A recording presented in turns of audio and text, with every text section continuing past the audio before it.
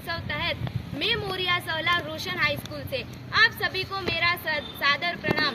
सुगंधीदार है तेरा रोम रोम, सुगंधीदार है तेरा रोम रोम, रंगीला परिहास तेरा, रंगीला परिहार तेरा, तुझे देखूं तो गर्व होता है मुझे, कहूँ यह देखो हिंदुस्तान मेरा। आजादी का अमृत महोत्सव, आजादी का अमृत महोत्सव यानी आजादी की ऊर्जा का अमृत, नए विचारों का अमृत, नई संकल्पनाओं का अमृत, स्वतंत्र सेनानियों से प्रेरणा का अमृत।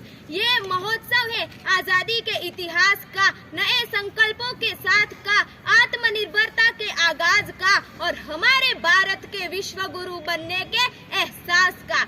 आजादी ये शब्द सुनते ही प्रत्येक भारतीय के रगों में खून दौड़ जाता है तथा हमें ये शब्द याद दिलाता है कि आज से तकरीबन 200 साल पहले हम सब अंग्रेजों के गुलाम थे और जब भारत में अंग्रेजों का शासन था तब प्रत्येक भारतीय जब रात को सोता था तो वो आजादी का सपना लिए सोता था और आज उसी आजादी को 75 साल पूरे होने जा रहे हैं। इस पे मैं कहूँगी कि 75वीं वर्षगांठ पर 75 साल की उपलब्धियां हम बताएंगे, 75वीं वर्षगांठ पर 75 साल की उपलब्धियां हम बताएंगे, नए 75 संकल्प लेकर भारत को विश्व गुरु हम बनाएंगे।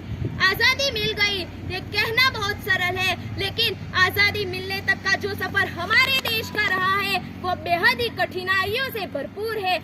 इसके बारे में बात करें तो हमारे भारत में अंग्रेजों का जब शासन था तो उसकी आर्थिक स्थिति बहुत ही निर्बल हो गई थी। हमारे भारत से अंग्रेज कच्चा माल ले जाकर विदेशों से तैयार माल लाकर हमारे भारत में बेचते थे।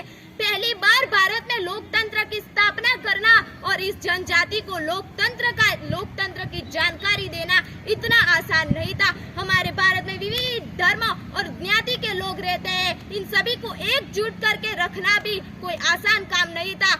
इतनी कठिनाइयों के बावजूद हमारे भारत ने स्वतंत्रता प्राप्त की और सिर्फ स्वतंत्रता प्राप्त नहीं की, उसने कई तरह के क्षेत्रों में अपना प्रभाव आगे किया है। इसके बारे में बात करें तो भारत एशिया की 5वीं सबसे बड़ी अर्थव्यवस्था वाला देश है। चांद और मंगल पर मानव रहित मिशन भेजने वाले 5 देशों में से भारत एक है। थोरियम आधारित परमाणु ऊर्जा विकसित करने वाला भारत एकमात्र देश है। हमारे देश ने अपने प्रत्येक नागरिक को स्वतंत्रता दी हुई है। आज पूरा देश आजादी का अमृत महोत्सव मना रहा है। गांधी जी ने 12 मार्च 1930 को नमक का सत्याग्रह किया था और 2020 में इस ऐतिहासिक घटना को पूरे 91 साल पूरे होने पर हमारे प्रधानमंत्री मोदी जी ने साबरमती आश्रम से पद यात्रा करके इस आजादी के अमृत महोत्सव को हरी झंडी दिखाई थी। इसके अंतर्गत वोकल फॉर लोकल और सबका साथ, सबका विकास और सबका विश्वास जैसी बातों पर भी ध्यान केंद्रित किया जाएगा। हमारी संस्कृति विश्व की प्राचीनतम संस्कृतियों में से एक है।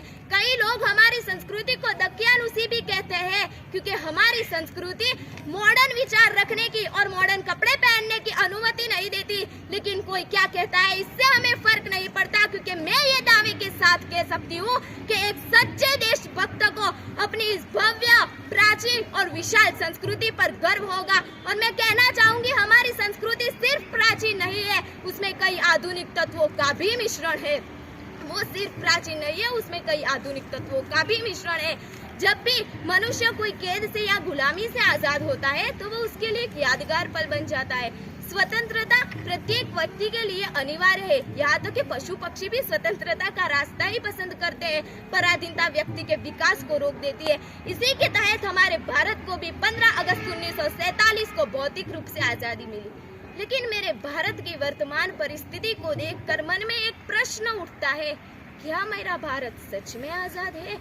क्या ये देश सच में आजाद है जहाँ हर नारी को कहीं न कहीं अपना स्वमान गंवाना पड़ता है? क्या वह देश आजाद है? क्या वह देश आजाद है जहाँ एक आम आदमी को कहीं न कहीं महंगाई, भ्रष्टाचार का सामना करना पड़ता है? क्या वह देश आजाद है जहाँ के नागरिकों को अपने ही देश में बनी वस्तुओं का प्रयोग करने में शर्म का एहसास होता है? इसके लिए मैं कहना चाहूंगी कि अंग्रेजों से तो मिल गई आजादी हमें, परदेशी वस्तुओं का खरीद कर रहे हैं हम देश की बर्बादी। करें बहिष्कार परदेशी का अगर आबादी, आत्मनिर्भर बनेगा भारत तभी मिलेगी असली आजादी। इस महोत्सव को मनाने का मुख्य उद्देश्य है ताकि हमारे महान भारत के सुनहरे इतिहास के पन्नों को फिर से एक बार उल्टाया जाए, ताकि भारत के हर जन को पता चले वो आज जिस खुली हवा में सांस ले रहे हैं वो यूं ही नहीं मिली। कितने बच्चों ने अपने पिता खोए हैं, कितनी स्त्रियों ने अपने पति खोए हैं, कितने माओ ने अपने लाल खोए हैं, तब जाके आपको ये खुली हवा में सांस लेने का मौका मिल रहा है। मैं कहूंगी कि अमृत महोत्सव ने ली अंगड़ाई है, यह तो आजादी की बधाई है। 75 साल पूरे हुए इस आजादी को, वह यात्रा अब सबको याद दिलानी है।